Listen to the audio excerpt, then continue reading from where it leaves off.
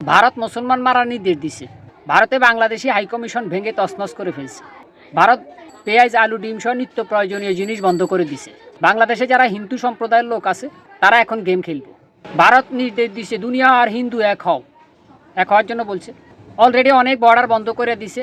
বর্ডারে থাকা কাঁচামাল পৌঁছে গলে নষ্ট হয়ে যেতেছে। বর্ডারের কাছে অনেক হিন্দু সম্প্রদায়ের লোক জড়ো হয়েছে, যে কোনো মুহূর্তে বাংলাদেশে ঢুকে পড়তে পারে। আপনারা যারা চট্টগ্রাম নোয়াখালী আছেন তারা বাসা ভাড়াটা দিতে একটু দেখে শুনে দিয়েন। হারামখোর তারা যারা এই দেশে খায়, এই দেশে বড় হয়, এই দেশে ব্যবসা বাণিজ্য করে, কিন্তু দেশের বিরুদ্ধে ষড়যন্ত্র করে, ভারতের দালালি করে। মুনাফেক ছাড়া কোনো মুসলিম ইসকনকেও ভারতকে সমর্থন করা অসম্ভব। যাদের মনে ভারত প্রীতি টান তারাই মূলত এই দেশের ক্ষতি করব। চিন্তা করছেন আপনারা কখনো?